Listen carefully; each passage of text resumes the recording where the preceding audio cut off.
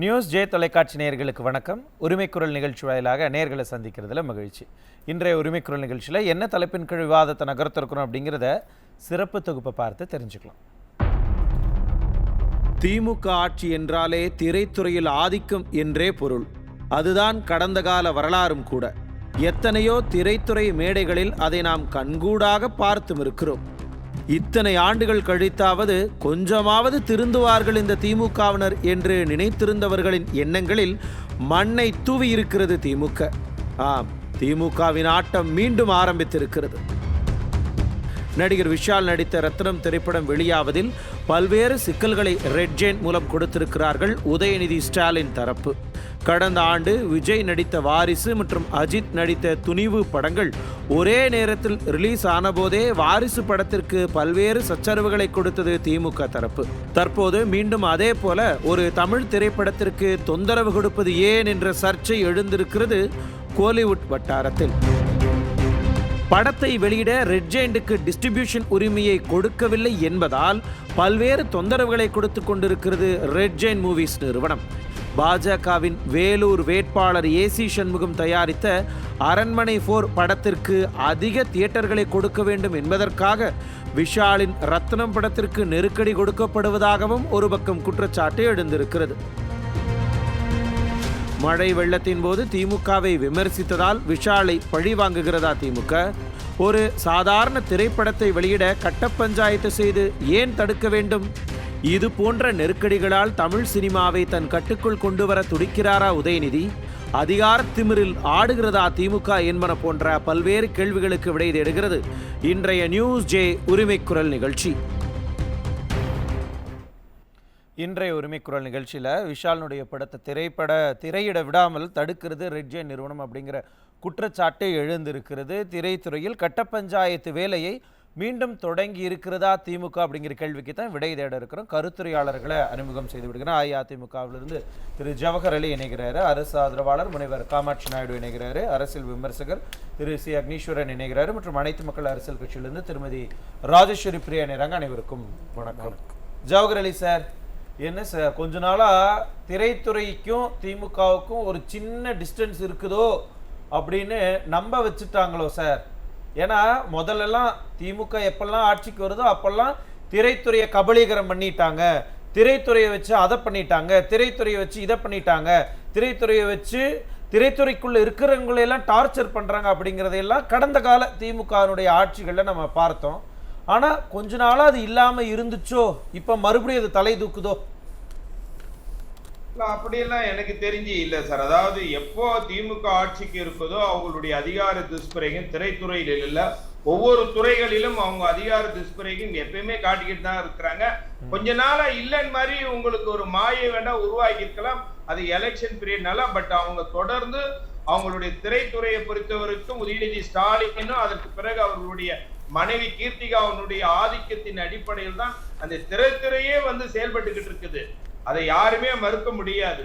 இப்போ ஒவ்வொரு தொழிலையும் போட்டா போட்டிகள் தான் இருக்கும் சார். அதுல போட்டி இருக்கும், பொறாமைகள் இருக்கும் இல்லைன்னா. ஆனா ஒரு ஆட்சி அதிகாரத்தை வச்சுக்கிட்டு அதை பயன்படுத்தி மற்றவங்களை அழிக்க நினைச்சவர்கள் எல்லாருமே ஒவ்வொரு காலகட்டத்திலும் அழிஞ்சு போயிருக்காங்க. அது இது உதயநிதிக்கு ஏற்கனவே 2006 இருந்து 2011 வரைக்கும் அவர்கள் திரைத்துறையை எப்படி ஆக்கிரமிச்சாங்க, எந்த அளவுக்கு ஆதிக்கம் செலுத்தினாங்க, அவர்களுடைய அனுமதி இல்லாம எப்படி படங்கள்லாம் வெளிவராம போச்சு, இதெல்லாம் கடந்த 10 வருஷமா அவர்கள் பட்டப்பாடுனா 2011 இருந்து 21 வரைக்கும் ரெட் ஜெயின் ஒரு படம் கூட எடுக்க முடியல. அதே போல அன்றைக்கு ஜி ஸ்கொயர் நிறுவனம் 2008 ஆரம்பிக்கப்பட்ட நிறுவனம் 2011 வரைக்கும் செயல்பட்டுச்சு. 2011 இருந்து 2021 வரைக்கும் அவர்கள் எந்த ஆக்கிரமிப்பு இடத்தையும் பண்ண முடியல. இதெல்லாம் கடந்த கால அதிமுக ஆட்சி காலத்துல 10 வருஷமா அவர்களுடைய ஆதிக்கம் செலுத்த முடியலங்கிறது உண்மை. இப்ப பண்றாங்கன்னா அவர்களுக்கிட்ட ஆட்சி இருக்கு, அதிகாரம் இருக்கு, அவர்களுக்கு காவல்துறை இருக்குது, எதையும் சாதிக்கலாம் என்று, சட்டத்தை மீறி சாதிக்கலாம் என்பது அந்த அகங்காரம் ஆணவம் தான் இது இப்ப நடக்கக்கூடிய சம்பவங்களுக்கு எல்லாம் காரணமா இருக்குது. இன்னும் சொல்ல போனா ஒரே ஒரு விஷயம் சார், நான் பல இந்த இதுல தேர்தல் பிரச்சாரத்துல போகும்போது நட்சத்திர பேச்சாளர்கள் அதிமுக நிறைய பேர் இருக்கிறாங்க, சினிமா நடிகர்கள். இந்த சினிமா நடிகர் நட்சத்திர பேச்சாளர்களுக்கெல்லாம் கடந்த 3 வருஷமா சினிமா வாய்ப்பே கொடுக்க கூடாதுங்கிற மேலிடத்தினுடைய உத்தரவு. நீங்க நிறைய நடிகர்கள், ஆமா நடிகர்கள் சினிமா வாய்ப்பே இந்த அதிமுக ஒரு கூட்டத்துல பேசி இருந்தாங்கன்னா அவங்களுக்கு எந்த சினிமா வாய்ப்புமே இல்ல. அவங்க சொன்னதா நாங்க காதால கேட்டேன். அப்படி ஒரு நிலைமையை உருவாக்கி இருக்காங்க. அதனால இல்ல ஜவஹர் சார், எனக்கு என்ன சந்தேகம்னா, இந்த ரெட் ஜெயின் விவகாரம் பெருசா வந்த பொழுது அதை பத்தி கேள்வி வைக்கிறாங்க உதயநிதி ஸ்டாலின் கிட்ட. அப்ப அவர் என்ன சொல்றாருன்னா, ரெட் ஜெயின்ட் வந்து அது பிசினஸ், அது வேற, அரசியல்ங்கிறது அது வேற அப்படின்னு அவங்க பாகுபடுத்தி வேறுபடுத்தி பார்க்கக்கூடிய சூழல்ல இந்த மாதிரி சில பேர் ஈவன் திரைத்துறையை சேர்ந்தவங்க ஒரு கட்சிக்கு ஆதரவாக இருக்கிறாங்கன்னா அவங்களுக்கு அரசியல் காரணங்களுக்காக திரைத்துறையில கொடுக்க கூடாதுன்னு இன்ஃப்ளூயன்ஸ் பண்ணுவாங்களா? சார் நீங்க ஒரு எக்ஸாம்பிள் வேணா சொல்றேன்.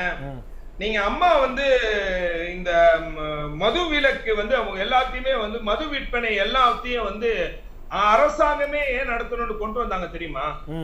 திமுக ஆட்சியில் எப்ப இருந்து வந்தாலும் சரி, அந்த மதுக்கடைகள் ஏலம் எடுக்கிறதாலும் சரி, பார்கள் ஏலம் எடுப்பதாக இருந்தாலும் சரி, எல்லாமே திமுக காரன் தான் பண்ணுவான். 100% பண்ணுவான். அதனுடைய வருமானம் சிண்டிகேட் அமைச்சா அந்த வருமானம் முழுக்க அரசுக்கு வர வேண்டிய வருமானம், ரவுடிசம் எல்லாமே வந்து திமுக கட்சிக்காரங்கிட்ட போயிடுது. அப்படிங்கிற ஒரே ஒரு காரணத்துக்காண்டி தான் அம்மா வந்து அந்த மது விற்பனையை அரசே விற்பனை செய்ய ஒரு திட்டத்தை கொண்டு வந்தாங்க. அதுதான் உண்மை. அதனால இவர்கள் வந்து இது இல்ல சார். இப்போ நீங்க திரைத்துறை மட்டும் இல்ல, பல்வேறு துறைகள் இருக்கு. நீங்க வந்து மணல் குவாரிகள், கல் குவாரிகள், இந்த குவாரிகள் முதல் கொண்டு திமுக ஆட்சி அதிகாரத்தில் உள்ளவர்களுடைய அனுமதியும் அனுசரணையும் அவர்களுடைய ஒரு அந்த ஏதோ பார்வைன்னு சொல்லுவாங்கல்ல, அந்த பார்வை படாதவர்களால் யாருமே தொழில் செய்ய முடியாது. அதிமுக ஆட்சி காலத்துல கல் குவாரி நடத்தியிருந்தவங்களும் மணல் குவாரி நடத்திக்கிட்டு இருந்தவங்களாம் பொதுவான மக்கள். இன்றைக்கு அந்த தொழிலை விட்டுட்டு எல்லாம் திமுக காரங்கிட்ட கூட்டு போயிருக்கானா அதுக்கு என்ன காரணம்? ஆட்சி அதிகார துஷ்பிரயோகங்கள். நீங்க சொல்றீங்களா ஜவஹர் அலி சார், திமுக வந்தாலே திரைத்துறையை அவங்க வந்து கையகப்படுத்திடுவாங்க, இன்ஃப்ளூயன்ஸ் பண்ணுவாங்க அப்படின்னு. இது பொதுவான ஒரு கருத்தா இருக்கு இல்லையா? மறுபடியும் இதை கண்டினியூ பண்ணுனா அவங்களுக்கு தானே கெட்ட பேர். ஏன்னா நீங்க சொன்ன அந்த 2006-11 காலகட்டத்தில் திரைத்துறை மாசம் ஒரு விருது வழங்கக்கூடிய விழா, பாச தலைவனுக்கு பாராட்டு விழாலாம் நடத்தினாங்க. அதுல என்ன நடந்துச்சு? மிகப்பெரிய நடிகர்கள்லாம் வந்து மேடையிலேயே நின்றுட்டு அரசை எதிர்த்து என்னெல்லாம் பேசுனாங்க அப்படிங்கிறதெல்லாம் நம்ம பார்த்தோம்ல. அதெல்லாம் உங்களுக்கு படிப்படியா இப்ப வரைக்கும் இல்லையா திமுகவுக்கு? இல்ல, அவர்களுக்கு என்னன்னா மக்கள் வந்து மறந்துடுவாங்க, பணத்தை கொடுத்து நம்ம ஓட்டை வாங்கிடலாங்கிற ஒவ்வொரு காலகட்டத்திற்கும் வருது. மக்கள் அந்தந்த காலகட்டத்துல அவர்களுக்கு சரியான பாடத்தை கத்து கொடுத்துட்டு தான் இருக்காங்க. ஆனா ஒவ்வொரு காலகட்டத்துல அந்த குடும்பத்துல ஒவ்வொரு வாரிசு வருது தெரியுமா? அந்த வாரிசுகள் அப்பப்போ ஒரு அதிகார துஷ்பிரயத்தை ஏற்படுத்துறாங்க. நீங்க வந்து அவர்களுக்கு நீங்க 2096 இருந்து அவர்கள் நடத்திய விதமா இருக்கட்டும், அதுக்கப்புறம் 2006 ஆட்சி அதிகாரத்தை கைப்பற்றி அவர்கள் அந்த ஆணவ போக்கு அதிகார துஷ்பிரயோகங்களா இருக்கட்டும், அதற்கு பிறகு இந்த 3 வருஷமா அவங்க நடத்தக்கூடிய விஷயங்கள்லாம் நான் நிறைய பட்டியல் போட. நீங்க சினிமா துறையை மட்டும் எடுத்திருக்கீங்க. நான் இவர் வந்து ஒரு பெரிய புனிதர் இல்ல, நம்ம விஷால் வந்து எப்படி ஒரு பெரிய புனிதராம நம்ம காட்ட முடியாது. இவர் வந்து பாரதிய ஜனதா கட்சியினுடைய அனுதாபியாக இருக்கக்கூடியவர், காலத்துக்கு நேரத்துக்கு தகுந்த மாதிரி பேசக்கூடியவர். ஆனால் தன்னை மீறி ஒருத்தர் ஒரு சினிமா துறைக்கோ ஒரு வார்த்தைகள் பேசிட்டாங்க. நம்ம விஜய்க்கு இன்னைக்கு இக்கட்டான சூழ்நிலை எப்படி ஏற்பட்டது? அவர் ஒரு அரசியல் கட்சி ஆரம்பிக்க போறாருன்றதுக்கு ஒரு இக்கட்டான சூழ்நிலை உருவாச்சு. இவருக்கும் அதிகாரம். இவங்களுக்கு எல்லாம் சினிமா நடிகர்களுக்கு என்ன தெரியுமா? புரட்சி தலைவர் எம்ஜிஆர் போல, புரட்சி தலைவர் அம்மா போல நாமளும் வந்துடலாங்கிற அவர்களுடைய எண்ணம் நப்பாசை தவிர அதனால் அவர்கள் வெற்றி பெற முடியாது. ஆனால் இவர்களை பயன்படுத்திக் கொண்டு, ஆட்சி அதிகாரத்தை பயன்படுத்திக் கொண்டு இவர்கள், நீங்க ஒண்ணு சொல்லுது சார், விளையாட்டு துறையில திமுக கட்சிக்கு அனுசரணையா இருக்கக்கூடியவர்களை தவிர்த்து இன்றைக்கு விளையாட்டு துறையில் கிரிக்கெட், ஃபுட்பால் போன்ற பிளேயர்கள் நீங்க வர முடியல. நீங்க சாதாரண மக்கள், எந்த ஆதரவும் இல்லாதவன், நல்ல பிளேயர்ஸ் கூட இன்னைக்கு வர முடியலன்ட்டு குறைகளை சொல்றாங்க, குற்றங்களை சொல்றாங்க. இதெல்லாம் நடந்துகிட்டு இருக்கு. நான் கண்கூடாக கேட்டுக்கிட்டு இருக்கேன். நான் தான் சொல்றேன், ஆரம்பத்திலேயே நீங்க அதிமுகல நட்சத்திர பேச்சாளர்களா இருக்கக்கூடிய நடிகர்கள் அவர்களுக்கு இந்த 3 வருஷமா எந்த சினிமா வாய்ப்பு இல்ல. அந்த சினிமா அவர்களுக்கு ஏதாவது ஒரு கேரக்டர்ல அவங்க நடிச்சிருந்தா கூட அவங்க படத்தை வெளியிட முடியாது. அப்படிப்பட்ட ஒரு இது வந்து இதுக்காண்டி ஒரு டீமை வச்சு இவங்க கண்காணிக்கிறாங்க யாரு நம்மாளு அப்படின்ட்டு. இன்னும் சொல்ல போனா தமிழ்நாட்டை பொறுத்த வரைக்கும் நீங்க 4 முதலமைச்சர்கள், 2 முதலமைச்சர், உதயநிதி 1, இன்னொரு உதயநிதி, கீர்த்திகா உதயநிதி 1, அவர்கள் சினிமா துறையை முழுக்க ஆக்கிரமிச்சு அவர்கள் என்னென்ன பண்ணணுமோ அதையெல்லாம் பண்ணிட்டு. புரியுது ஜவஹர் சார், நீங்க சொன்ன ஒரு ரொம்ப முக்கியமான ஒரு விஷயம். இதுல வந்து விஷாலுக்காக நம்ம நிக்கிறோம் அப்படிங்கறதெல்லாம் தாண்டி திரைத்துறையில இன்னைக்கு விஷாலுடைய படத்தை தடுத்து நிறுத்துறாங்க, கட்ட பஞ்சாயத்து வைக்கிறாங்கன்னா அது நாளைக்கு வேறு யாருக்கு வேணாலும் நடக்கலாம் இல்லையா? ஈவன் ஒரு புதுமுகம் வராங்க, இல்ல ஒரு சின்ன தயாரிப்பாளர் வராங்க, அதை நடக்க விட கூடாது இல்லையா? அதுக்காகத்தான் நம்ம ஒரு விழிப்புணர்வாக கூட இதை நம்ம வச்சிருக்கிறோம், அவ்வளவுதான். அதையும் நான் தெளிவுபடுத்தல.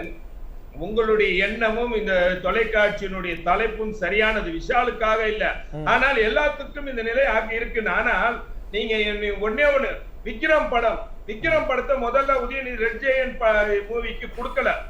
அப்பைக்கு என்ன நடந்ததுன்னா ஒரு பெரிய த்ரெட்டனுக்கு ஆளானார் கமலஹாசன். படத்தை வெளியிட்டு அந்த படத்தை வெளியிட முடியாம அதற்கு பிறகுதான் அவர் வந்து உதயநிதியை புகழ்ந்து பேச ஆரம்பிச்சாரு. அந்த படத்தை அவங்களுக்கு வித்ததுக்கு பிறகுதான் இன்னைக்கு அவருக்கு ஒரு எம்பி தராங்கிற ஒரு நிலைமைக்கு அவர் கொண்டு போயிருக்காங்க. ஆகவே என்ன நடிகரா இருந்தாலும் இன்னைக்கு ரஜினிகாந்த் எல்லாம் இந்த ஆட்சியினுடைய துஷ்பிரயோகம், இந்த ஆட்சி தமிழ்நாட்டில் இருக்கக்கூடிய மதுவால் இறக்கக்கூடிய சம்பவங்களா இருக்கட்டும், இன்றைக்கு சட்ட ஒழுங்கு பாலா இருக்கக்கூடிய விஷயம் இருக்கும், வேங்க வயல் இன்றைக்கு நேற்றைக்கு மீண்டும் ஒரு வேங்க வயல் சம்பவம் நடந்திருக்க. இது போன்ற விஷயங்கள்னா நீங்க அதிமுக ஆட்சி காலத்துல ஒரே ஒரு விஷயம் சொல்லி முடிச்சிரு சார். நீங்க எல்லாரும் வந்து ஜனநாயக முறைப்படி எதிர்ப்பான குரல்களை யார் வேணாலும் பேசலாம், எந்த விதமான தடையும் இல்லை. ஆனா இப்போ அவர்களால் மற்றவர்களால் வெளியே வரல. என்ன தெரியுமா? இந்த ஆட்சியில எதுவும் பிரச்சனை இல்லைன்னு அர்த்தமா? இந்த ஆட்சியில துஷ்பிரயோகம் எது இல்லைன்னு அர்த்தமா? அப்படிலாம் இல்ல. இந்த ஆட்சியில் அப்படிப்பட்ட கருத்துக்களை அவர்கள் வெளியிட்டால் அவர்களுக்கு மிகப்பெரிய மிரட்டல் மட்டுமில்ல, அவர்கள் ஏதாவது ஒரு வகையில அவர்கள் நசுக்கப்படுகிறார்கள். புரியுது. எல்லா துறையிலும் இருக்கு, திரைத்துறையில இன்னும் கொஞ்சம் டைரக்ட் இன்ஃப்ளூயன்ஸ் இருக்குன்னு சொல்றீங்க. நான் புரிஞ்சுக்கிறேன். நான் திரும்ப ஒரு செகண்ட் சுருக்கமா, இன்னைக்கு கமலஹாசன் வந்து இவர்களுக்கு என்ன வீரவசனம் பேசினவர் அடிமையாய் போயிருக்காரு. நீங்க ரஜினிகாந்த் எல்லாம் இன்னைக்கு அமைதியா காத்துக்கிட்டு அமைதியா போயிருக்கு. காரணங்கள்லாம் பல நடிகர்கள். காரணம் என்னடா, ஒட்டு மொத்தமா திரைத்துறை இவர்கள் கண்ட்ரோல. இந்த தொழில் மட்டுமில்ல சார், நீங்க வெத்தலை பாக்கு, டீ கடை முதல் கொண்டு இவர்களுக்கு ஆளுமைக்கு உட்பட்டுதான், அதிகாரத்துக்கு உட்பட்டுதான் தமிழ்நாட்டுல ஒவ்வொரு தொழிலும் நடக்குது. இவர்களை மீறி இவர்கள் ஆட்சி இருக்கும்போது எப்போதும் நடக்குதுல, அது இந்த முறையும் தொடர்கிறது. இதுதான் தமிழ்நாட்டினுடைய சாபக்கேடு. புரியுது. நான் திரும்ப வரேன் ஜவஹர் அலி சார். ராஜேஸ்வரி பிரியா, இப்ப என்னன்னா ஒரு நடிகர் இல்ல அவர் வந்து மழை வெள்ளத்தில் போது 4000 கோடி எங்க அப்படின்னு கேட்டதுக்காகவா, இல்ல கட்சி தொடங்க போறங்கிறதுக்காகவோ, ஏதோ அரசுக்கு எதிராக ஒரு கருத்தை சொல்லிட்டாருங்கிறதுக்காக இந்த கட்ட பஞ்சாயத்து பண்ணி தியேட்டர்ல ரிலீஸ் பண்ண விட மாட்டேன்னு சொல்றது இதெல்லாம் நடக்குதா, இல்ல வேறு ஏதாவது காரணம் இருக்குமா?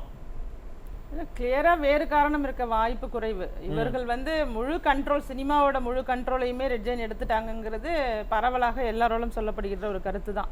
இதை வந்து மேடையிலேயே விஷால் அவர்கள் சொல்லியிருக்காரு. இப்ப அண்ணன் அவர்கள் குறிப்பிட்டது போல இங்க நம்ம யாரும் எந்த நடிகருக்கும் ஆதரவா பேசணும்னு விரும்பல. சினிமா துறை அப்படிங்கிறது காலம் நிச்சயமா திரைப்படத்துறை ஆமா திரைப்படத்துறையோட இன்றைய நிலை எப்படி இருக்கு, இந்த நிலைக்கு ஏன் தள்ளப்பட்டது, இந்த குறுகிய காலகட்டத்துக்குள்ள சிறிய திரைப்படங்கள்லாம் வெளிவர முடியல, ஏன் தவிக்கிறாங்க? ஏன்னா அங்க இடையில இருக்கிற யாரோ ஒருத்தர் முடிவெடுக்கிறாங்க எந்த படம் எந்த தியேட்டர்ல ஓடணும், எந்த தியேட்டர்ல எத்தனை ஷோ ஓடணுங்கிறத எந்த உழைப்புமே இல்லாம ஒரு கூட்டம் முடிவெடுக்குதுன்னா அது இந்த ரெட் ஜெயின் கூட்டம்.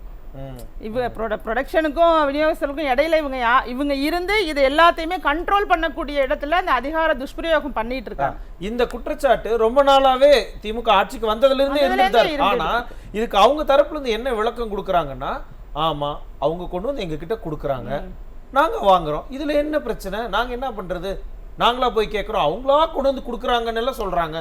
இல்லை இது ஆட்சி அதிகாரத்தில் இருக்கும்போது எல்லாருக்குமே ஒரு பயமுறுத்தலை உருவாக்கிட்டாங்க. நீங்கள் அவங்க சொல்கிறதெல்லாம் நம்ம வந்து உண்மையான கருத்துக்களாக எடுத்துக்க முடியாது. இது வந்து உரிமை குரல் நிகழ்ச்சி, நாம் உண்மையை உறக்க பேச வேண்டிய இடம். அந்த இடத்துல இருக்கும்போது அவங்க அதிகாரத்தில் இருக்கும்போது எந்த அளவுக்கு மிரட்டுறாங்கிறத நம்ம ஏற்கனவே பேசியிருக்கோம். பல திரைப்படங்கள் வெளிவரும் போது வாரிசு மாதிரி உள்ள திரைப்படங்கள் தேட்டர் கொடுக்காம அவங்க பண்ணது, எந்தெந்த நடிகரை வந்து என்னென்ன பண்ணணும் அப்படிங்கிறதுல ஒரு தெளிவான ஒரு முடிவு. சகோதரர் சொன்ன மாதிரியே சில நடிகர்களுக்கு சில மன அழுத்தத்தை கொடுக்கறது அப்படிங்கிறது உதயநிதி அவர்களுடைய வேலையா இருக்கு. இது பர்சனலா பண்றாருன்னா எதுல எப்படி நடந்துக்கணும்னு கூட தெரியாது. அதுதானே உதயநிதி அவர்களோட நான் பலமுறை சொல்றது. அரசியல்ல நீங்க வந்துட்டீங்க, நான் ரெட்ஜெண்டுக்கும் எனக்கு தொடர்பு இல்லைன்னு சொல்லிட்டீங்க, அதை தாண்டி வந்து நீங்க அமைச்சரா இருக்கீங்கும் போது இதுலயும் நீங்க ரெட்ஜெண்டோட இன்டைரக்ட் லிங்க்ல இருந்து இவர் தான் எல்லாமே பாத்துக்கிறாரு. அதுல யாரோ ஒருத்தட்ட ஒப்படைச்சிட்டுலாம் ஓடி ஒளிஞ்சுக்கல, அந்த இடத்துலயும் அவர் தான் இருக்காரு. இப்ப நீங்க குறிப்பிட்டது போல அரசியல் குறித்து பேசினாலோ அல்லது மக்கள் குறித்து பேசினாலோ, புயல் வெள்ளம் குறித்து பேசினாலோ, அண்ணா நகர்ல இருக்கேன் இந்த மாதிரி மழை வெள்ளத்தினால நான் பாதிக்கப்பட்டிருக்கேன் இப்படிலாம் விஷால் அவர்கள் பேசினாரு. இப்ப சமீபத்துல ஒரு மேடையில கூட வெளிப்படையாக பேசிட்டாரு. வெளிப்படையாக நீங்க யாரு, சினிமாங்கிறது மக்கள் முடிவெடுக்க வேண்டியது, சின்ன படம் பெரிய படம்னு எந்த படமும் கிடையாது, வெள்ளிக்கிழமை எல்லாருக்கும் வெள்ளிக்கிழமை தான், நீங்க அதை முடிவெடுக்க கூடாது, எல்லா திரைப்படங்களுக்கும் நீங்க வாய்ப்பு கொடுக்கணுங்கிற மாதிரி பேசியிருக்கிறது. இது மாதிரி வெளிப்படையாக பேசுறது, அரசியல் சார்ந்து பேசுறது, இதெல்லாம் வந்து இவங்களுக்கு பிடிக்காது. ஏன்னா ஜனநாயக நாடு தானே, முதல்வர் நீங்களும் பேசலாம், அவரும் பேசலாம். முதல்வர் ஸ்டாலின் அவர்களை பொறுத்த வரைக்கும் அவருடைய மகன் மட்டும்தான் அடுத்த தலைமுறையில வந்து அரசியல் பத்தி பேசக்கூடிய ஒற்றை தலைவரா இருக்கணும் அப்படிங்கிற ஒரு எண்ணம் அவர்களுக்குள்ள இருக்கு. அந்த இடத்தை வந்து இது நியாயம், இது கம்பேரிசனே தப்பா இருக்கே. அவரு அமைச்சரா இருக்கிறார், இவர் ஒரு நடிகர், அவருக்கு இவருக்கு நம்ம கம்பேர் பண்ணி பாப்பாங்களா? அவங்க முதல்ல அமைச்சராக இருந்தாலும் உதயநிதி அவர்களே அமைச்சராக டைரக்டா அரசியல்வாதியா யாருக்குமே தெரியாது. ஒரு சினிமா நடிகராகத்தான் தெரியும். இதை யாராலையும் மாற்ற முடியாதுல்ல. ஒரு சினிமா நடிகராகத்தான் இன்னைக்கு வந்து அவரை தெரியும். அதற்கு அடுத்ததுதான் எம்எல்ஏவா இருக்காரு, அப்புறம் மினிஸ்டரா இருக்காங்கிறது. இப்ப சினிமா நடிகர்களுக்குள்ள வேறு யாரும் அரசியலுக்குள்ள வரக்கூடாதுங்கிறதுலையும், மற்ற யாரும் அரசியலுக்குள்ள பேசக்கூடாது, அரசியல் பற்றி அரசியல் கட்சி தொடங்குறேன்னு விஜய் அவர்கள் சொல்றாருன்னா அவருக்கு வேற என்ன இடையூறு கொடுக்கலாம்? அந்த மாதிரியான இடத்துல அவங்க இருக்காங்க. ஏன்னா தாம் பிள்ளை வந்து திறமைசாலியா இருந்தா அது வேற கணக்கு. இப்ப உதயநிதி அவர்கள வந்து நானும் பலமுறை சொல்றேன், நீங்க வந்து அறிவா இருந்து ஆக்கப்பூர்வமான அரசியலை கையில் எடுக்காம நீங்க பிரச்சாரத்துல கூட மிக இழிவான ஆபாசமான கருத்துக்களை பேசிக்கிட்டு அப்படிதான் நீங்க பிரச்சார முறையை கூட கையாளுறீங்க. நீங்க ஒரு அறிவார்ந்த அரசியலை கையில் எடுக்கலன்னு சொல்றேன். அதை தான் நான் இப்பவும் குறிப்பிட வர்றேன். அவரோட திறனை அதிகப்படுத்திக்கணும்னு விரும்பல. யார் யாரெல்லாம் பேசுறாங்களோ அவர்களை பற்றி ஏதாவது ஒண்ணு பண்ணணும். ஈவன் தான் எனக்கே இந்த பிரச்சனை வந்துச்சு. எனக்கே வந்து நான் டாஸ்மாக் எதிராக போராடுறேன், திரு செந்தில் பாலாஜி அவர்கள் வந்து கலால்துறை அந்த அமைச்சராக இருக்கும்போது நான் இந்த என்னென்ன சரக்கு இப்படியே வந்து ஓப்பனாக வந்து இறங்குது, பார் லைசன்ஸ் இல்லாத இடத்துல பார் நடந்துகிட்டு இருக்குங்கிறத நேரடியாக பதிவு பண்ணி நாங்கள் வெளியிட்டுட்டோம். உடனடியாக என்ன செய்யறாங்கன்னா அந்த பக்கத்து ஸ்டேஷன்லயே போய் எனக்கு எதிராக ஒரு புகார் கொடுக்குறாங்க. எனக்கு எதிராக புகார் கொடுத்து அதை எப்படி பரப்பணுமோ அந்த அளவுக்கு நியூஸை ஸ்ப்ரெட் பண்றாங்க. அரச விமர்சனம் பண்ணாலே எதிராக வழக்கு போடுறது பழிவாங்கல் நடவடிக்கை தான்.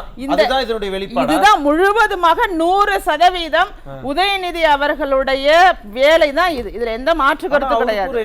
எனக்கு சம்பந்தம் இல்ல, அது எப்படி விலகிட்டேன் அப்படின்லாம் அது மட்டும் இல்லங்க. ரெட்ஜெயின் மட்டும் இல்ல, இன்னும் 3 பினாமி கம்பெனி வேறு வேறு பெயர்கள்லயும் 3 டிஸ்ட்ரிபியூஷன் கம்பெனி இவங்களுக்கு கீழே இருக்கு. அதையும் நீங்க பார்க்கணும். ரெட்ஜெயின் அப்படிங்கிறது பெரிய படங்களுக்கு, இது இல்லாம 3 வேற வேற பெயர்கள்லயும் அவங்க நிறுவனங்களை வச்சுக்கிட்டு திரைப்படங்கள் வாங்கி சின்ன படங்கள் அந்த அவர்களுக்கு இப்ப சொன்ன மாதிரி அவங்க கண் பார்வைப்படுறவங்க, அவங்கள்ட்ட அவங்களுக்கு தேவையானவர்கள் அந்த மாதிரி உள்ள திரைப்படங்களை மட்டும் வெளியிடுவதற்கு இங்க இவங்கதான் இவர்கள் நினைத்தால் மட்டும்தான் தமிழ் திரைப்படம் தமிழ்ல வந்து ஒருத்தரால வந்து படத்தை ரிலீஸ் பண்ண முடியும், படம் தியேட்டர்ல ஓடும். இல்லைன்னா படம் ஓடாது. சின்ன சின்ன ப்ரொடியூசர்லாம் வந்து அவங்க சொத்து பத்தை எல்லாம் வித்துட்டு ஒரு திரைப்படம் எடுக்க வேண்டுங்கிற ஒரு நோக்கம் இருக்கும், ஆசை இருக்கும், அவங்களோட கனவு இருக்கும். அதையெல்லாம் நிறைவேற்றிய காலமெல்லாம் உண்டு. ஏன்னா இது வரைக்கும் நிறைய தமிழ் சினிமாக்கள் வந்து சிறிய படங்கள் தான் பெரிய அளவுல பேசு பொருளா மாறி இருக்கு. 16 வயது நிலை போன்ற சிறிய படங்கள் அந்த காலகட்டத்துக்கு அது சிறிய படங்கள். அந்த சிறிய படங்கள்லாம் வந்துதான் ஒரு பெரிய ஒரு சிறப்பான படமா பேசுற படமா மாறி இருக்கு. ஆனா இன்னைக்கு அந்த வாய்ப்பே இல்லை. நீங்க எல்லாமே பெரிய படம் தான், தியேட்டர் கிடையாது, பெரிய படம் தான். அதற்கு ரீரிலீஸ் பண்ணிட்டு உட்காந்துருக்காங்க. அதை விட என்ன பண்றது? இன்னைக்கு திரைப்படங்கள் வந்து வர்றதுக்கு இவங்க அலோ பண்ணாததுனால இல்ல அது வேற காரணங்கள். நம்ம பழைய காரணங்கள் வேற இருந்தாலும் உண்மையான காரணங்கள் எனக்கு தெரிந்த அவங்க வசூல்லாம் பார்த்துட்டு தான் எனக்கு தெரிந்த ப்ரொடக்ஷன் பண்ணி வெயிட் பண்ணிட்டு இருக்கவங்கள ஏராளமான பேர் இருக்காங்களே, அவர்களை எல்லாம் ஏன் நீங்க ரிலீஸ் பண்றதுக்கு அலோ பண்ண மாட்டீங்க? இல்ல அதுக்கும் இவங்களுக்கு என்ன சம்பந்தம்? இவர்களுக்கு கடன் வாங்கி இருக்கலாம், இல்லாட்டி வேற ஏதாவது சில சிக்கல்கள். இவர்கள் பெரும் பணத்தை உழைக்காம இடையில உட்கார்ந்து இவர்களுக்கு பணம் தேவைப்படுகிறது, இவர்களுக்கு யார் சாதகமா இருப்பார்கள், ரெட் ஜெயண்ட் தான் முழுவதுமாக கண்ட்ரோல் பண்ணி. அது எப்படி எந்த விதமான ஆதாரம் இத வந்து நாம சொல்லல, மேடையிலே சொல்லிட்டாருல்ல. இப்ப விஷால் வந்து நேர்ல மேடையில சொல்லிட்டாருல்ல, அங்க உள்ள ஒருத்தரோட பேர் அவர் குறிப்பிடல. எங்க ரெட் ஜெயண்ட்ல உள்ள நான் மறைமுக சொன்ன பாண்டியன் வரும், அந்த பேருடையவர் முன்னாடி வரும். அவர் நேரடியாக குறிப்பிடாமல் மறைமுகமாக குறிப்பிட்டு அவர் தான் காரணம், அவர் யாரு, அவருக்கு யார் ஃபுல் பவர் கொடுத்தது, அவர் தான் முடிவெடுத்து இந்த தியேட்டர்ல இந்த படம் வரணும், இந்த காலகட்டத்தில் வரும் எல்லாமே முடிவெடுக்கிறாரு, இந்த படம் வரக்கூடாது. இந்த அரண்மனைங்கிற ஒரு படம் நீங்க குறிப்பிட்டது போல அந்த படம் வர்றதுக்கு என்ன காரணம், அவங்களுக்கே அதிக தியேட்டர் கொடுக்கணும். இப்போ கம்பேர் பண்ணி பார்க்கும்போது விஷால் அவர்களோட படமா அரண்மனை படமான்னு கம்பேர் பண்ணா ரெண்டும் ஒரே டேட்ல வரும்போது உண்மையாகவே நார்மலா பார்க்கணும்னா இவர் படத்துக்கு கொஞ்சம் அதிகமா தான். அது எப்படி நம்ம இது பண்ண முடியும்? இப்ப நீங்க வாரிசு துணிவு வந்தபோது இதே சிக்கல் வந்துச்சு, அங்கேயும் ரெட் ஜெயண்ட் ஒரு பெரிய ரோல் பிளே பண்ணாங்க. உடனே வந்து விஜய்க்கு எதிராக ரெட் ஜெயண்ட் வந்து முடிவெடுக்கிறாங்க, அதனால வந்து துணிவுக்கு அதிகமான தியேட்டர் கொடுக்கறாங்க, வாரிசு கொடுக்கலன்னு மக்கள்ல ஒருத்தராவும் பேசணும்ல. என்னன்னா இது வந்து மறைமுகமாக பாஜக கூட திமுக கூட்டணி வச்சிருக்குங்கறதே இந்த இடத்துல நம்ம நோட்டிஃபை பண்ணலாம். ஏன்னா இது இப்படி கணக்கு போடுறீங்களா? ஆமா, உறுதியாக இந்த கணக்கும் உண்டு. திமுக அப்படிங்கிறது முழுக்க முழுக்க அவர்களுடைய நலன் சார்ந்து அவர்களுக்கான புரிஞ்சுக்க. அரண்மனை 4 படத்தோட ப்ரொடியூசர் வந்து பாஜக வேட்பாளர். ஆமா, வேலூர். அதுக்கும் என்ன கணக்கு, என்ன இப்படி கணக்கு பண்ணீங்கன்னா என்ன? இல்லங்க, குஷ்பு அவர்களும் பாஜகல தானே இருக்காங்க. ஆமா, சுந்தர் அவர்களோட படம் இப்படி எல்லா இடத்துலயுமே அவர்களுக்கு டைரக்டா ஒரு சப்போர்ட் கொடுக்கிறதுக்கு தான். எதுக்கு பிரியாரிட்டி கொடுக்குறாங்கங்கும் போது ஏன் அந்த பிரியாரிட்டினா பாஜகங்கிறதுனால தான் அந்த பிரியாரிட்டி. ஒண்ணு மேலிடத்து உத்தரவா இருந்திருக்கணும்.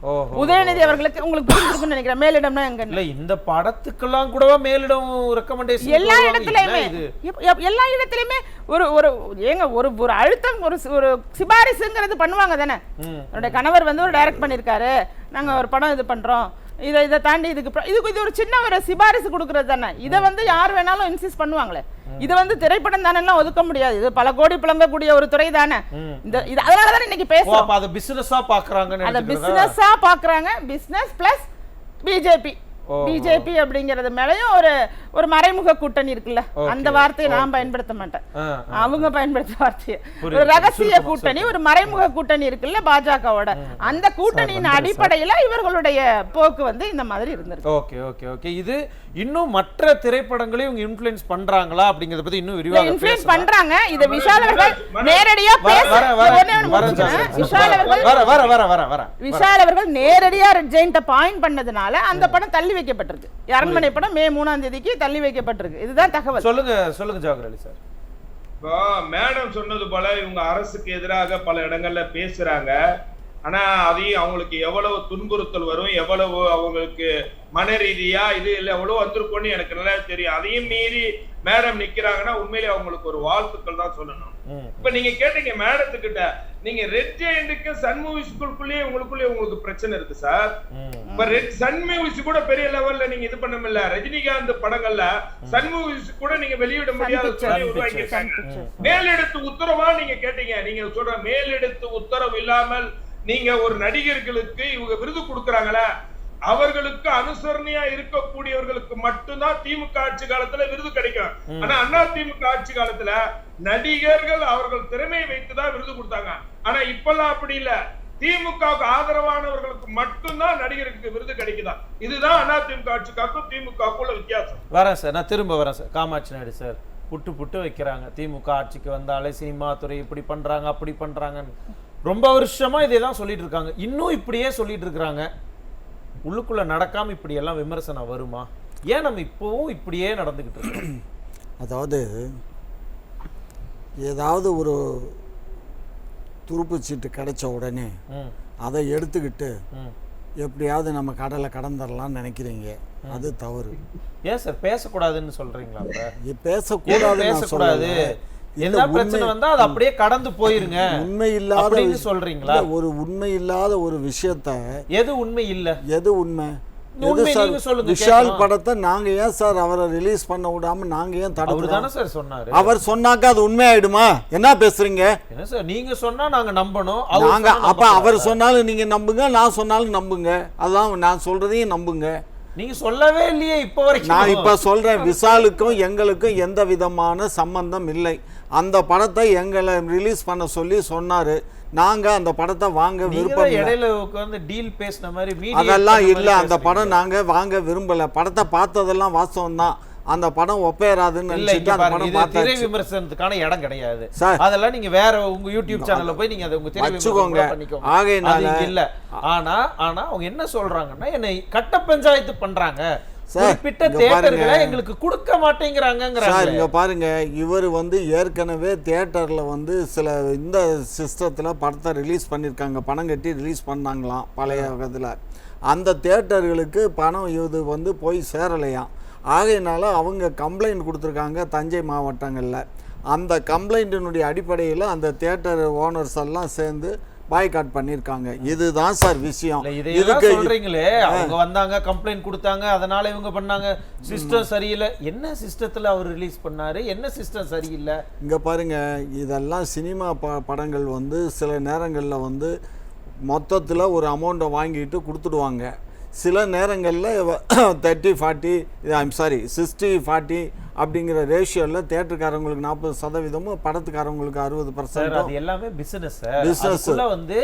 அவங்க என்ன வேணாலும் டீல் போட்டுக்கிட்டு அதை பத்தி இங்க கவலை இல்லை. ஆனா ரெட் ஜெயின் மூவிஸ்னால தான் இது நடக்குது.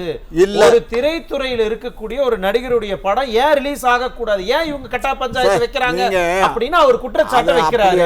ஏதோ நடக்காம ஒண்ணு அந்த புகார் இருக்குல்ல, விஷால் அவர்கள் மேல ஒரு புகார், அதை ஏன் இதற்கு முன்னதாக கொடுக்கலன்னு தான் விஷாலே கேட்கிறாரு. ஏன் பிப்ரவரி மாசம் கொடுக்கல, ஏன் மார்ச் மாசம் கொடுக்கல, ஏன் அதை இந்த சமயத்துல கொடுக்கணும்? அதுலயும் ஆதாரம் ஏதாவது இருக்கா? ஒரு பிராமிசரி நோட் இருக்கா, ஒரு செக் இருக்கா, அல்லது பணம் நான் கொடுக்கணுங்கிறதுக்கு ஏதாவது ஒண்ணு இருக்கா அப்படின்னு கேக்குறாரு. அதுக்கு எந்த ஆதாரமுமே இல்லாம ஒரு புகாரை வச்சுக்க முடியுமா? நாளைக்கு நீங்க கூட என்கிட்ட பணம் வாங்கிட்டீங்க, நான் புகார் கொடுப்பேன். தியேட்டர்லாம் வாய்மொழியில தான் அவங்களுக்குள்ள பேசிக்கிறாங்களே தவிர யாருமே அக்ரிமெண்ட் போடுறது இல்ல. இங்க ஒரு காமன் மேனா பேசுவேன் சார். சொல்லுங்க. 2 படம் ரிலீஸ் ஆகுது ஒரே சமயத்துல. அது எப்படி ஒரே படத்துக்கு மட்டும் எக்கச்சக்கமான தியேட்டர்கள் கிடைக்குது, இன்னொரு படத்துக்கு தியேட்டர்கள் கிடைக்கிறது? அந்த படம் நல்லா ஓடுங்கிறதுனால நிறைய ப்ரொடியூசர்ஸ் வாங்கிட்டு போய் ரிலீஸ் பண்றாங்க. இந்த படம் ஓடாதுங்கிறதுனால இந்த படத்தை மேம்போக்கா சொல்றது. மேம்போக்கா இல்ல, உண்மைதான். அது என்ன உண்மைக்கு புறமா நாங்க என்ன பேசுறோம்? என்ன சொல்றீங்க? ஒரே நிமிஷங்களே, எந்த படத்தை ரெட் ஜெயிண்ட் வாங்குறாங்களோ அந்த படத்துக்கு தான் அதிகமான தியேட்டர் இருக்கு. நாங்க அந்த படம் நல்ல படமா கெட்ட படமான்னு பார்த்து தான வாங்குறோம். தியேட்டர் இல்ல சார். நாங்க அந்த படத்தை இருங்க, இப்ப நீங்க விஷால தான் சொல்றீங்க, அவர் மேல கம்ப்ளைண்ட் வந்துருச்சு, அது வந்துருச்சு, இது வந்துருச்சுன்னு. ஆனா இதுக்கு முன்னாடி போன வருஷம் என்னாச்சு? 2 படம் ரிலீஸ் ஆச்சா ஒரே சமயத்துல, வாரிசு, துணிவு. அப்ப துணிவு படம் ரெட் ஜெயிண்ட் எடுத்திருந்தாங்க, உடனே அங்க எல்லா தியேட்டரும் கிடைச்சது. ஆனா வாரிசுக்கு கிடைக்கல. பிரச்சனை வந்துச்சா இல்லையா? ஏன்னா அது ரெட் ஜெயிண்ட் டிஸ்ட்ரிபியூஷன் கிடையாது. ஆமா. அப்ப நீங்க எதையெல்லாம் டிஸ்ட்ரிபியூட் பண்றீங்களோ அதுக்கு நீங்க தியேட்டர்லாம் வாரி வளைச்சு சுருட்டு போட்டுக்குவீங்க. எல்லா தியேட்டரும் கண்ட்ரோல்ல படம் வரல, நீங்க கொடுக்க மாட்டீங்களா? ஒரு விஷயம் புரிஞ்சுக்கோங்க, எங்கள்கிட்ட படத்தை கொடுக்குறாங்க தியேட்டர்காரவங்க, நாங்க சொன்னா ரிலீஸ் பண்றாங்கன்னா காரணம் என்ன தெரியுமா? பேமெண்ட். அது இல்ல, பேமெண்ட் சரியா போகுது. நாங்க பேசுற பேமெண்ட் வாரம் சார் அப்படிங்கிற பேர்ல நீங்க தியேட்டர்ல எல்லாம் புடிச்சு வச்சுக்கிறீங்க சார். வாரத்துக்கு ஒரு நாள் செட்டில்மென்ட் சார். எந்த தியேட்டர் இல்ல உண்மையிலுமே சார், பூத் கேப்சரிங் கொஞ்சம் பேச விடுறீங்களா? கேப்சரிங் பண்ணி தான் என்ன பேச விடுறீங்களா? என்ன பேச விடுறீங்களா? கேப்சரிங் பண்றீங்களான்னு அவங்க கேட்டாங்கன்னா என்ன பதில் இருக்கு? ஒண்ணுமே இல்லைங்க. பாருங்க, நாங்கள் ரிலீஸ் பண்ணுறோன்னா அந்த தியேட்டர்காரங்களுக்கு கண்டிப்பாக அந்த பணம் போய் அவங்க கைக்கு சேரும். அதனால் தியேட்டர்காரவங்க எங்களை விரும்புகிறாங்க. அதே மாதிரி படம் கொடுக்குறவங்களும் சரி நமக்கு கரெக்டாக அந்த பர்சன்டேஜ் வந்துடும், வாரம் வாரம் வந்துடுது அப்படிங்கிறதுனால அவங்களுக்கு கொடுங்க. இப்போ அப்படி பார்த்தீங்கன்னா கில்லி படம் இருங்க சார். இப்போ கில்லி படம் எப்படி இப்போ எத்தனை வருஷத்துக்கு அப்புறம் ரிலீஸ் ஆன கில்லி படம் இப்போ எவ்வளோ சக்ஸஸ்ஃபுல்லாக ஓடிச்சா இல்லையா? ஓடிக்கிட்டு இருக்கு இன்னும் தியேட்டரில். எப்படி ஓடுது? இல்ல இது கேள்வி கேட்கும்போது இங்க பாருங்க. ஏன் எங்க மூலமா மறுபடியும் ரீரிலீஸ் பண்ணின்னு கூட நீங்க ஒரு பஞ்சாயத்து சார் வைப்பீங்க இங்க போலயே. பாருங்க, கில்லி படம் ஓடுதா இல்லையா? இங்க பாருங்க சார், என்ன சார் ஒரு நிமிஷம் இருங்க. நீங்க ஃப்ரீயா விட்டீங்கன்னா அங்க பிரச்சனையே கிடையாதுப்பா. அத பத்தி பஞ்சாயத்து வச்சாங்க. நாங்க பிரியா தாங்க இருக்கோம், இல்ல எனக்கு நாங்களும் புரியல. ஃப்ரீயா இருக்கோம், இல்ல நாங்களும் எனக்கு ஃப்ரீயா இல்ல தான் நீங்க இருக்கோம். என்ன சொல்ல வரீங்க? விஜயோட படம் ரீரிலீஸ் பண்ணதே நாங்க விட்டுட்டோம், அதுல பஞ்சாயத்து பண்ணாம இருக்கிறோம்ல, அது வரைக்கும் எல்லாம் கம்முன்னு இருங்க அப்படின்னு நீங்க மிரட்டுற மாதிரி இருக்க மறுபடியும். இல்ல இல்ல நீங்க நினைக்கிற மாதிரி நாங்க இல்ல, அது அந்த படம் கூட ஓடிட்டு தானே இருக்குன்னு சொல்ல வர்றேன். நீங்க அதையெல்லாம் நாங்க அமைதியா விட்டுட்டோம்ல, அப்படியே நீங்க மிரட்டுறீங்க. அதேதான் உண்மை அதுதான். நாங்க மிரட்டல, உண்மை நாங்க அதுல தலையிடலைங்கிறது தான். தலையிடலங்கிறது அநியாய பொய், அநியாய பொய். ஏமா தலையிடலங்கிறது அநியாய பொய். நாக்குல நரம்பு இல்லைங்கிறதுக்காக எதையும் பேசிடலாம்னு நீங்க தான் பேசுறீங்க, அது உங்களுக்கு தான் பொருந்தும். இப்ப நீங்க விஷாலுக்கு தியேட்டர் கொடுக்கலாம், விஷால் படம்லாம் ஓடுது ஓடல, அது அல்ல இங்க பிரச்சனை. மறுபடியும் திமுக ஆட்சிக்கு வரும்போதெல்லாம் ஒண்ணு இல்ல. இவர் பேசினார்ல, ஜவஹர் அலி சார் சொன்னார்ல, யாரெல்லாம் திரைத்துறையை சேர்ந்தவங்க அதிமுகவுக்கு ஆதரவா பேசுறாங்களோ, பிரச்சாரத்துக்கு போறாங்களோ, அவங்களுக்கெல்லாம் படம் கொடுக்காம வச்சிருக்கிறீங்கிறாரு. ஏன்? திறமை இருக்கும்போது எந்த டைரக்டர் எந்த ப்ரொடியூசரை அவங்கள மறுக்க போறாங்க சொல்லுங்க? ஜவஹர் அலி சார், இதுக்கு நீங்க தான் பதில் சொல்லணும். ஜவஹர் அலி சார், திறமையின் அடிப்படையில தான் நடிகைகளை புக் பண்ணுவாங்களே தவிர திறமை அடிப்படை தான், அதுக்கு கட்சி இல்ல. உங்களுக்கு திறமை இல்லன்னு எப்படி முடிவு எடுக்கிறீங்கன்னு கேக்குறேன். திறமை இல்லன்னு எப்படி சார் நான் எப்படி சார் முடிவு எடுக்கணும்? ப்ரொடியூசர் எடுப்பாரு, அதனுடைய டைரக்டர் எடுக்கிறாரு சார். அதுக்கும் எங்களுக்கு என்ன சார் சம்பந்தம்? நாங்க எப்படி அந்த படத்தை ரிலீஸ் பண்ண விட மாட்டீங்கங்கறாரு அவரு. சார் கஞ்சா கருப்பு எப்படி சிறந்த நடிகர்? கஞ்சா கருப்பு எவ்வளவு சிறந்த நடிகர்? சிறந்த நடிகரா இல்லையா? எவ்வளவு அவார்ட் எல்லாம் வாங்கியிருக்காரு? பருத்தி திறமை இல்லையா? முழுமையா ஒதுக்கி வச்சுட்டாங்க தெரியுமா கஞ்சா கருப்ப?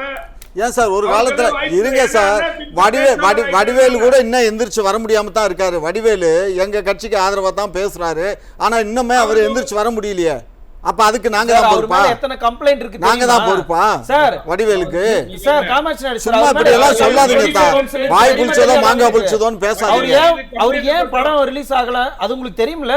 ஒண்ணு தெரியாத மாதிரி நடிக்காதீங்க. அது அவங்களுக்குள்ள காம்ப்ரமைஸ் ஆயிடுச்சு. சிம்புதேவன் அவர் மேல கம்ப்ளைண்ட் கொடுக்கலையா? சிம்புதேவன் கொடுத்தாரு, அதெல்லாம் காம்ப்ரமைஸ். என்னென்ன பிரச்சனை நடந்தது தெரியாது உங்களுக்கு, எல்லாம் மக்கள் மறந்துடுவாங்களா? அவங்களுக்கு காம்ப்ரமைஸ் ஆயிடுச்சு. நீங்க பேச கூடாது சார். நீங்க மொட்டை தலைக்கு முழங்கா போடுறதுல ஏன் திரைத்துறையை இவ்வளவு கபலீகரம் பண்றீங்க? நாங்க பண்ணல சார், நீங்க ரிலீஸ் பண்ண விடுறது இல்ல. ஏன் மற்ற கட்சிக்கு ஆதரவா இருக்கிற ஒருத்தங்களுக்கு நீங்க சான்ஸ் கொடுக்க கூடாதுன்னு ஏதாவது யாருக்கிட்டயாவது நாங்க சொல்லியிருந்தோம் நிரூபிச்சாக்க சார்? ரெட் ஜாயின் மூவிஸே நான் சொல்லி கலைக்க சொல்லுவேன் சார். நாங்க இன்ஃப்ளூயன்ஸ் பண்ணி எந்த தேட்டர்லையும் போடாதீங்கன்னு சொல்லியிருந்தாலோ, அல்லது இந்த நடிகருக்கு சான்ஸ் கொடுக்காதீங்கன்னு சொல்லியிருந்தாலோ, அதுக்கு நான் அந்த பொறுப்பை ஏத்துக்கிட்டு நான் கூப்பிட்டு வரேன் சார். திமுக தலைவரா? என்ன திமுக தலைவரா? நான் கூட்டிட்டு வந்தேன், அந்த நிர்வாகத்தை கூட்டிட்டு வரேன். நீங்க சொன்னாலே கேட்க மாட்டாங்க. ரொம்ப சுருக்கமா சொல்லுங்க சார், நான் அடுத்தது அவர்கிட்ட போறேன். இல்ல அவருக்கு தெரியாம இருக்காரு. மறைமுக உத்தரவு அதிமுக பேச்சாளர் வாய்ப்பளிக்க கூடாது என்று உத்தரவு தெளிவாக இருக்கு. அதன் காரணமாக மிகச்சிறந்த நடிகர்கள், நீங்க மிகச்சிறந்த நடிகர்களுக்குன்னா இன்னைக்கு வாய்ப்பே இல்லாம இருக்கிறாங்க. ஒண்ணு. இன்னொன்னு, நாங்க சொல்றத நம்புங்க அப்படிங்கிறீங்க. நீங்க நம்புற மாதிரி சில விஷயத்துகளை சொல்லுங்க, அப்பதான் நம்ப முடியும். நீங்க பேமெண்ட் போய் சரியா போயிருதுன்னு சொல்றீங்களா? பேமெண்ட் கொடுக்கறீங்க, பேமெண்ட் கொடுக்கலன்னு உங்க ஆட்சி அதிகாரத்தை மீறி நீதிமன்றம் போயிட முடியுமா? யாராவது சொல்லிட முடியுமா? Sir weekly settlement sir, weekly settlement எந்த டிஸ்ட்ரிபியூட்டரும் கொடுத்ததே இல்ல. வீக்லி நாங்க டிஸ்ட்ரிபியூட் பண்றோம், புரிஞ்சுக்கோங்க. கில்லி படத்தை அனுமதி கேட்டது தேர்தலுக்கு முன்னாடி, ஆனால் அவர்கள் அனுமதி கொடுத்தது தேர்தலுக்கு பின்னாடி. ஏன் தெரியுமா? விஜய் எந்த விதமான ஆதரவும் யாருக்கும் நீங்கள் அளிக்க கூடாது என்று மறைமுக மிரட்டல் விட்டதின் விளைவாக இன்றைக்கு கில்லி படம் வெளியே வந்திருக்கு. இது உங்களுக்கு தெரியுமோ தெரியாதுல்ல, அதுதான் உண்மை. இப்ப கில்லி படம் வந்திருக்குன்னா அவர் மறைமுகமாக தனிப்பட்ட யாருக்குமே ஆதரவை கொடுக்க கூடாது, அரசுக்கு எதிராக ஒரு வார்த்தையும் பேசிடக்கூடாது என்று உத்தரவை அவர் கடைபிடித்தார். அதன் விளைவாகத்தான் இன்றைக்கு கில்லி படம் வந்திருக்கு. புரியுது. நான் திரும்ப வரேன். கோடநாட்டுல போய் கேட்ல காத்துட்டு கிடந்தாங்க பாருங்க. எல்லாரையும் நீங்க கமல் மாதிரி விக்ரம் படத்தை ரிலீஸ் பண்ணிட்டு கமல் மாதிரி கட்சியை தங்களுக்குள்ள இணைச்சுக்கலாம், ஒரு எம்பி சீட்டை தூக்கி போட்டா போதும் அப்படின்னு நினைச்சிட்டு இருக்காதீங்க. வெயிட் பண்ணுங்க, உங்களுக்கும் வரும், ஆட்சி மாறும், இங்க காட்சி பாருங்க, மாறும். நாங்க வர இருங்க, வெற்றி தோல்வியை அக்னீஸ்வரன் பத்தி சார். கவலைப்படுற ஜாதி நாங்க நீங்க இல்ல. எதுக்கு தான் கவலைப்படுறீங்க? நீங்க வெற்றி எதுக்குமே தோல்வியை பத்தி கவலைப்படுறது நாங்க இல்ல. கவலைப்படுறதே வர இல்ல. இருங்க அக்னீஸ்வரன் சார். உள்ளபடியே திரைத்துறை இப்ப எப்படி சார் இருக்கு? இப்போ வந்து முழுக்க ஒரு அரசினுடைய கட்டுப்பாட்டில் தான் அது இருக்குது. இல்ல எல்லாமே அரசின் கட்டுப்பாட்டில் தானே சார் இருக்கணும். ஆனால் திரைத்துறை அரசின் கட்டுப்பாட்டிலே இருக்கணும். செய்தி ஒலிபரப்புத்துறை அமைச்சகத்தின் கீழே கட்டுப்பாட்டில் தான் இருக்கணுமே ஒழிய ஒரு தனியார் இதில் வந்து ஒரு தயாரிப்பு நிறுவனத்துக்கு கீழே கட்டுப்பாட்டில் ஓ, இருக்கக்கூடாது. நீங்க அரசுன்னு சொல்ற ரெட் ஜெயின் மூவியை சொல்றீங்க. இன்னைக்கு கிட்டத்தட்ட அவங்க தானே ஆட்சியில் இருக்கிறாங்க. ஓஹோ. நீங்கள் 2008 இந்த ரெட் ஜெயின் மூவி ஆரம்பிக்கிறாங்க. 2008 இன்னைக்கு 2024 வரைக்கும் 16 வருஷம் ஆச்சு. ஆனால் ரெட் ஜெயிண்ட் அந்த நிறுவனம் வந்து சினிமா தயாரிப்பதற்காகத்தான் உருவாக்கப்பட்டது. இந்த 16 வருஷத்துல அவங்க எடுத்த படம் 17 படங்கள். ஆனா தயாரிக்கணும்னு எடுத்துட்டு அவர்கள் விநியோகம் செய்த படம் 75 படங்கள். அப்போ தயாரிக்கணும்னு சொல்லிட்டு எடுத்தது 17 படம், மொத்தம் 16 வருஷம் ஆச்சு. ஆனால் அவர்கள் பிறர் படங்கள் நடித்ததை வாங்கி அவங்க மார்க்கெட்டிங் அது செய்தது ஏறத்தாழ 75 படங்கள். இப்ப தெரியுதா எதற்காக ஏன் அவங்க ஆரம்பிச்சாங்கன்னு? அப்போ இவங்களை வந்து வாழ வைத்து வாழ் அப்படின்னு இவங்களுக்கு தெரியாது. அடுத்தவர்கள் வாழ்வையை நீங்கள் அதை பிடுங்கி நீங்கள் வாழ், அதுதான் இவங்களுடைய தாத்பரியம். இது ஒண்ணு. இன்னொன்னு ஐயா சொல்றாரு, வடிவேலு வந்து இந்த மாதிரி போனாங்க, அவரு கூட தான் எங்களுக்காக பிரச்சாரம் பண்ணாரு. நல்ல மனுஷன் உங்களுக்காக பிரச்சாரம் பண்ணாரு, கதையை முடிச்சு விட்டீங்க. நல்ல மனுஷனை நல்லா நடிச்சுக்கிருந்தவரே கதையை முடிச்சிங்கன்னா இப்போ விஷயம்லாம் ஏமாத்திரம். ஆக இன்னொன்று, இவங்க சொல்றது எல்லாமே இவங்க சொல்றது ஒன்றா இருக்கும், செய்கிறது ஒன்றா இருக்கும். தமிழ்நாட்டில் ஆட்சி அதிகாரம் திமுக தான் ஆட்சியில் இருக்கு. ஆனால் ஒட்டுமொத்த தமிழ்நாடும் அவர்களுடைய கண்ட்ரோலில் வரணும், அவர்களை மீறி எதுவும் செய்யக்கூடாதுன்றதுல தெளிவான ஒரு நோக்க சிந்தனையா வச்சிருக்கிறாங்க.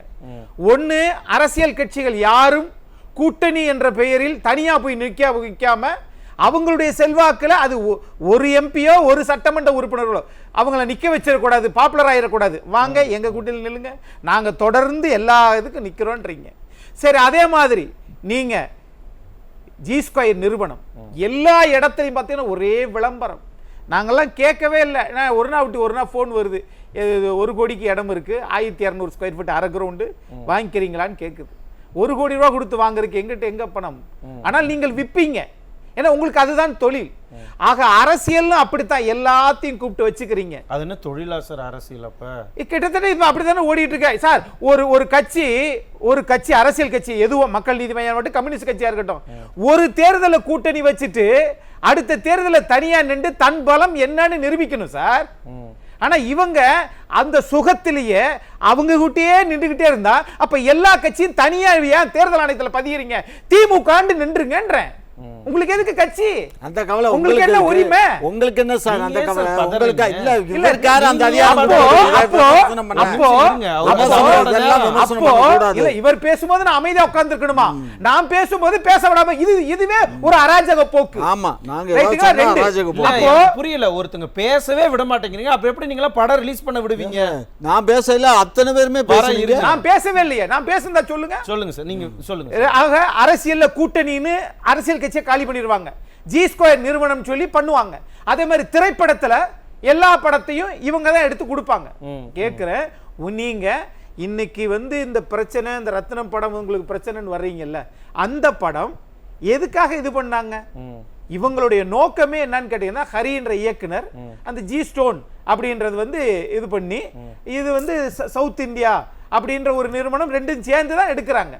நான் கேட்கிறேன், அவர்கள் எடுத்த படத்தை அவர்கள் விநியோகிக்கக்கூடிய உரிமை அவங்களுக்கு கிடையாதா? பிள்ளைய பெத்தவங்களுக்கு பேர் வைக்க தெரியாதா? சோறு வைக்க தெரியாதா? அதை உங்கள்கிட்ட வந்து கொடுத்து நீங்க தான் எங்களுக்கு வித்து கொடுங்க. உடனே ஐயா ஒரு கோணம் எப்படி பாருங்க. இதெல்லாம் அதிகார மமதையில் ஆட்சியினுடைய இருக்கிறோம்ன்ற பேச்சில் பேசுறது. இந்த படம் ஓடுமா ஓடாதன்னு நாங்க பார்த்துட்டு தான் காசு கொடுப்போம். அரண்மனை எப்படி பார்த்தாங்கன்னு தெரியல, எனக்கு தெரியலையே. அப்போ உங்களுடைய நோக்கமே பிறருடைய உழைப்பு, ஊரார் உழைப்பில் உடலை வளர்ப்போன் உலகத்தில் கோழைகள் தலைவன். அப்போ நீங்க என்னன்னா அடுத்தவங்க உழைப்ப, அடுத்தவங்களுடைய கட்சியை, அடுத்தவங்களுடைய நிலத்தை அபகரிப்பு, அதன் மூலம் ஆதாயம் தேடுவதா உங்கள் நோக்கமா? நான் கேட்கிறேன், அரசு அதிகாரத்தில் இருக்கிற போது நீங்கள் செய்த திட்டங்கள் தான் உங்க எதிர்காலத்துல பிள்ளைகளோ நிலமோ அல்லது ஆட்சி அதிகாரமா பேசும். செல்வி ஜெயலலிதா அம்மா 1991-96ல தொட்டில் குழந்தைகள் திட்டம்னு ஒண்ணு உருவாக்குனாங்க. அவங்களும் அரசியல் அது திரைப்படத்துறையில் இருந்தாங்க. ஆனா அவங்க நினைச்சிருந்த எல்லா திரைப்படத்தும் எங்கள் தங்கத்துக்கு உங்களுக்கே நடிச்சு கொடுத்தாங்களே, ஏன் அவங்களுக்கு நினைச்சத ரெட் ஜெயின் மாதிரி 91ல ஆரம்பிக்க தெரியாதா? அவங்களுக்கு அந்த விசாலமான பார்வை உண்டு. உங்களை மாதிரி குறுகிய பார்வை, பணம் சம்பாதிக்கிற பார்வை அவங்களுக்கு கிடையாது. திமுக பிசினஸ் மைண்டோட தான் எல்லாத்தையும் அணுகுவாங்க. அவங்க நோக்கமே அதுதானே சார். அது பணக்காரங்களுக்கு தான் சார் சீட்டு தருவாங்க, அப்ப வாரிசுகளுக்கு தான் சார் சீட்டு தருவாங்க. அப்போ அந்த தொட்டில் குழந்தை திட்டத்தை அன்னை தெரசாமா பாராட்டி இருக்கிறாங்க. ஏன் 2001ல வந்த பில் கிளின்டன் அவர்கள் இதை பாராட்டி சிகாகோ நகரில் ஒரு தெருவுக்கு டாக்டர் ஜெயலலிதா அம்மா ரோட் சாலைன்னு வச்சிருக்கிறாங்க. ஆக ஒரு அரசாங்கம் ஏழைகளுக்கான திட்டத்தை ஒரு அப்பா உள்ள அம்மா உள்ள பெத்து போட்டு போயிருவாங்க, அந்த குழந்தை எல்லா தாசில்தார் ஆபீஸ்ல வச்சு அதன் மூலம் ஒரு திட்டத்தை கொண்டு வந்து இன்னைக்கு அதுல படிச்சு வந்தவங்க நிறைய பேர் இருக்கிறாங்க. இன்றைக்கும் அமெரிக்காவில் அந்த ஒரு சாலைக்கு பேர் இருக்குதுன்னா தமிழக அரசின் அன்றைய முதலமைச்சர் எடுத்த சாதனையை அமெரிக்கா பேசுகிறது. உங்க ஜி ஸ்கொயர் நிறுவனத்தை யார் பேசுறா? ரெட் ஜெயண்ட் நிறுவனத்தை யார் பேசுறா? திமுக தலைவர்கள் செய்த சாதனையை யார் பேசுறா? எந்த உலகம் பேசுது? ஆகவே இவங்க என்னன்னு கேட்டீங்கன்னா, இந்த விஷாலும் நம்முடைய விளையாட்டுத்துறை அமைச்சர் மாண்புமிகு உதயநிதியும் இன்னொருத்தரும் 3 பேர் பைக்கில் போயிருக்கிறாங்க. உடனே பைக்கில் போறதை பற்றி போலீஸ்கார் நிறுத்தி நீ வா, என்ன ஃபைன் கட்டு அப்படின்னு இருக்காங்க. உடனே விஷால் சொன்னாராம், ஏன்னா 3 பேருமே உடன்படியா நண்பர்கள், பல இடங்கள்ல பேசியிருக்கிறாங்க. அப்போ அது போகும்போது போலீஸ்கார் சொன்னா ஃபைன் கட்டுன்னு சொன்னா விஷால் சொன்னாப்லையா, நடிகர் விஷால் உதயநிதிட்ட சொல்லி, அப்பா தான் சிஎம் தானே, நீ ஃபோன் போட்டு சொல்ல வேண்டியதானே, நோ அப்படிலாம் செய்யவே மாட்டேன், நான் ஃபைனை கட்டிட்டு தான் போவேன், நான் சட்டத்தை மதிக்கிறவன். ஆக எப்படி விஷால் சொன்னதை அன்னைக்கு நீங்க கேட்டீங்களா, கேட்கலையா? அதே சட்டத்தை விஷால்ட்டு ஒரு 2 சக்கர வாகனத்துல போகிற போது சட்டத்தை மதிச்சீங்களே, இன்னைக்கு விஷால் படத்தையே போட விட மாட்டேங்கிறீங்க. எது சட்டத்தை மீறுது?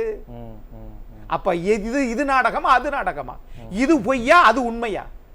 எது பொய் எது உண்மைன்னு யாருக்குமே தெரியல.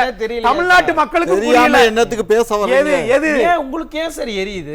எரியாது. எங்களை பத்தி கம்ப்ளைண்ட் பண்ணா திரைத்துறையே நீங்க ஒரு படத்தை ரிலீஸ் பண்ண விட மாட்டேங்கிறீங்கன்னு சொன்னா ஏன் நீங்க பேசுறீங்க? ஏன் எல்லாம் வெளியில பேசினா உங்களை பத்தி தெரிஞ்சிருமா?